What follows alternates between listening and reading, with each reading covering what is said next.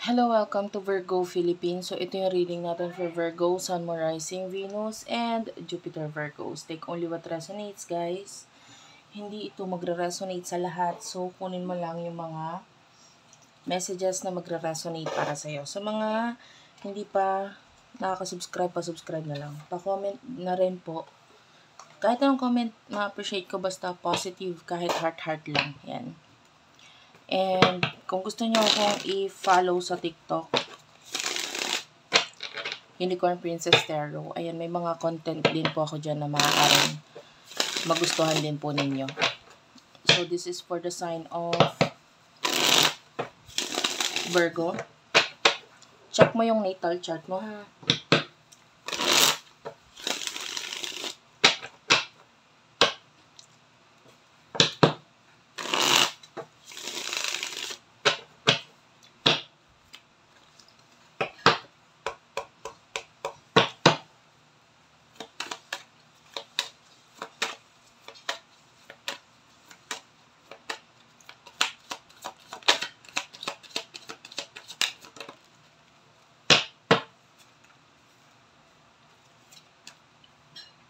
Ace of Wands, Two of Cups,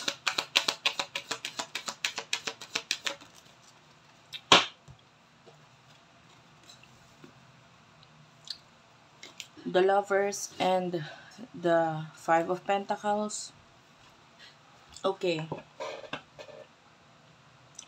Bottom of the deck is the Three of Wands. Three of Pentacles and the Justice card.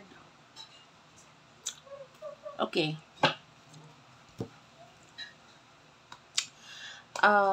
Virgo, nakakita ko ng new beginning para sa'yo with the Ace of Wands. Actually, itong new beginning na ito is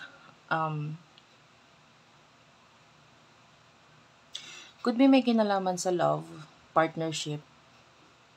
Pwedeng ganun. Partnership or love. And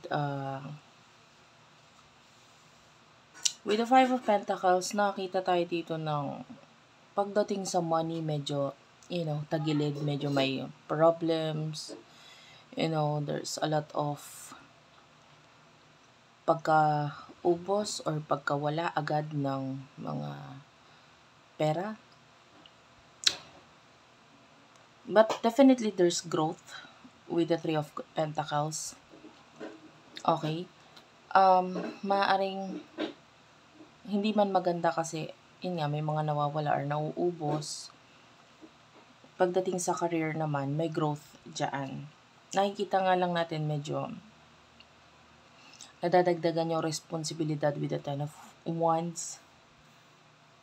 But definitely, nandito rin yung dedication eh. Kasi alam mo yun, kung hindi mo mararanasan itong problem na ito, or itong paghihirap na ito, hindi ka magiging dedicated sa ginagawa mo. And the way I say this, nandun yung dedication. And dahil dito, it's giving you growth, expansion ng iba sa inyo.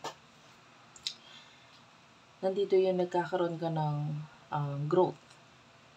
And especially yung Uranus and Jupiter conjunction, medyo malaking once in a lifetime kind of opportunity or once in a lifetime na mangyari na magkaroon ng ganong conjunction, Uranus and Jupiter, no? When you say conjunction, it is yung pagtumingin ka sa sky, yung sabay silang nasa sa isang lugar. Kumbaga parang, but of course, hindi mo yun makikita with the use of ng telescope. Anyway,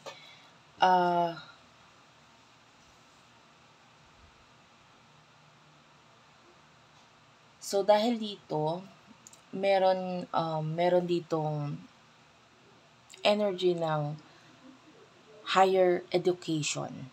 Okay? So, maaaring yung iba sa inyo, a higher education pagdating sa religion, or any source of travel, any travel can be a source of something na may matututunan ka na magbe-benefit para sa'yo. Okay? Yung iba, this could be philosophy and publishing. So, anyway, this is learning something new, no? And dahil dito sa reason na ito, because of this conjunction, napaka-beneficial or malaking bagay din ang pagta-travel sa'yo. Okay? Or any travel na iisipin mong parang gusto kong pumunta dito sa lugar na ito, i-push mo yun because you would learn a lot of things out of that pagta-travel. Okay? Some of you, pwedeng matuto ka ng ibang lengguwahe, ganon, and matututunan mo yung relihiyon and philosophy nila. And, yun yung, like, this is a guidance for you. Especially some of you, pwedeng nandun din mo mamimit itong Two of Cups and Lovers, which, this could be partnership, this could be relationship. Partnership, pagdating sa business or career, expansion, pwedeng dun mo matutunan. Especially the Ace of Wands, this is new beginning, new people, new experience sa buhay mo na magbibigay ng benefit para sa'yo. Okay? And the Five of Pentacles, this is big change. Yan, sabi ko nga yung experience na nararanasan mo na ito, na paghihirap or hindi magandang situation, this would lead for you na gumalaw, kumilos, 'di ba? Aralin, baguhin yung vision mo, 'di ba? Sa pagtingin mo sa mundo or whatever. Some of you, it's kind of like learnings. And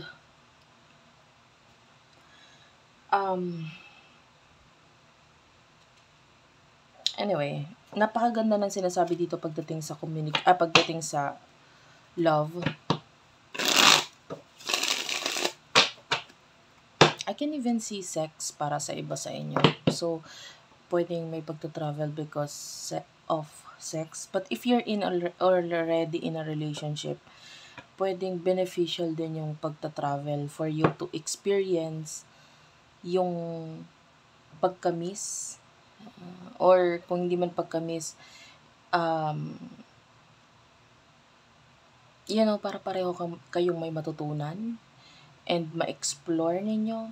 Especially, your Mercury is in Aries. Okay? Or in your 8th house. So,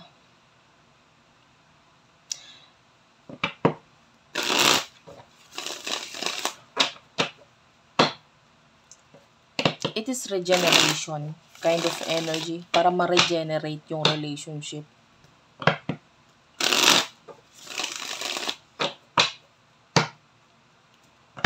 Anyway, tell me more for the sign of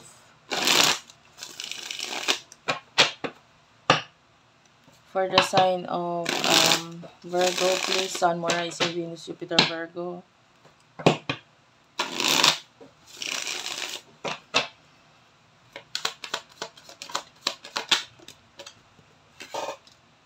Nine of Cups, Two of Swords, the Magician, and one more card, please, for the sign of Virgo. The High Priestess, wow. Ayan, dalawang major arcana na to, guys. Ayan, I can see you developing your skills, knowledge. Yun nga, sabi ko nga, yung iba spiritual, usaping spiritual. The Nine of Cups is here, so nakakita tayo dito ng be optimistic lang, no? Sa lahat ng ginagawa mo ngayon. Because definitely there's the power of pwedeng may ma-accomplish ka sa mga bagay na ginagawa mo ngayon na parang tingin mo wala. Or yung mga inaaral mo ngayon, feeling mo wala. Wala pa. No? But, continue on expressing yourself to other people. i-express mo lang yung sarili mo. And soon enough, may magbe-benefit itong mga ginagawa mo na ito sa'yo in the future. Parang huwag ka mahiya kung ano ginagawa mo ngayon because definitely, makikita din nila kung ano yung halaga niyang ginagawa mo ngayon in the near future para sa kanila. Two of Swords, some of you, this is not a good sign because it's like a decision of separation. If you're in a relationship, especially may bago tayong nakikita na person or new relationships is possible, high chance.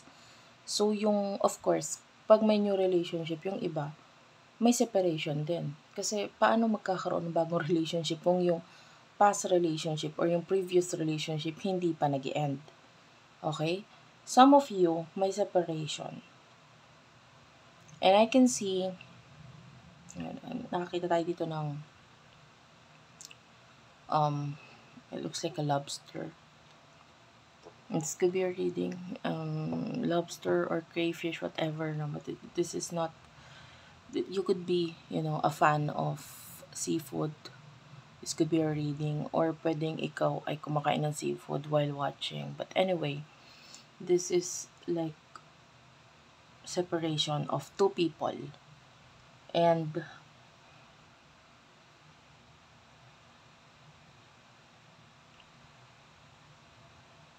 I feel like mapapag-usapan yun. Kasi ang mas nangunguna ngayon is yung sarili mo. Ang iniisip mo ngayon is yung sarili mo, kung saan ka mas mag-grow. Okay? And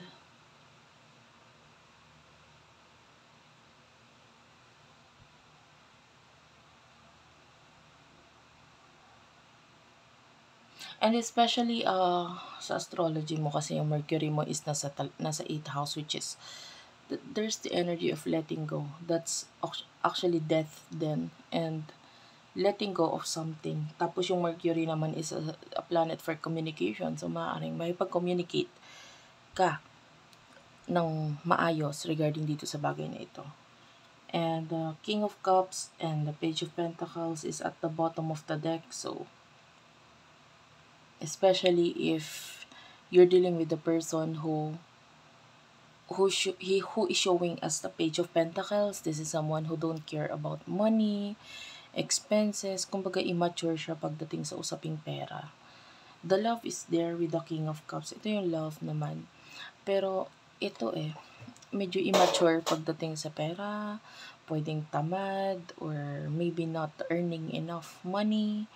Ayan. And because mataas yung pangarap mo, mataas yung vision mo, mataas yung gusto mong marating sa buhay. But you see this person as someone na hindi ganun yung gustong mangyari or hindi umaayon sa kilos niya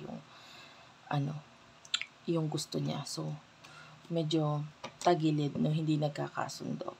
And the Magician is here. So, I feel like kaya mo nang i-entertain yung sarili mo. You no longer need this person to entertain you. Maybe you see this person dati as your entertainer. Entertainer in a way na natutuwa ka or napapasaya ka niya. Yan. But now, it's not happening anymore. Maybe na-unsyomi ka na or hindi mo na na-feel yung mga jokes niya or whatever. So, hindi na nagwo-work. Kumbaga, naiinip ka na rin. So, that is for you pagdating sa love. Outcome, you do have the Six of Swords. Kanina pa ito nagpakita yung Six of Swords, which is, sinabi ko naman na, this is about you growing, moving on. Ito yung energy mo na nagkakaroon ka ng expansion sa sarili mo. For you, business is business. You do have your Four of Wands. This is stability para sa'yo. You want something very stable. Sa relationship, ganun din. if you see your relationship na parang mabilis masira or what, you're letting go of that. Kasi ayaw mo ng ganun. You want something na very stable. And in the future, there's this Knight of Swords. Who is this Knight of Swords? This Knight of Swords is naramdaman ko another person, which is with the Devil energy. Clarify the Devil. The Devil is Capricorn. Ace of Cups, yeah, this is new love. And with the King of Cups, this is new love coming. And meron siyang dominant energy, dominant nature. Dominant in a way na hindi naman masama, Kasi this person is here now to offer you something, to give you something that you truly deserve. Kasi might be yung mga past experiences mo, hindi mo deserve yun. But this time, this person with a lot of courage, a risk taker person, is going to offer you new love and commitment. Yung iba naman sa inyo na if you're not looking for love, this could be, sinabi ko na, pwedeng may kinalaman ito sa pagta-travel wherein there's this new opportunities, new person na makikilala mo na definitely magbibigay ng something, like maybe new learnings, new opportunity for you. Thank you for watching. I love you all and bye-bye.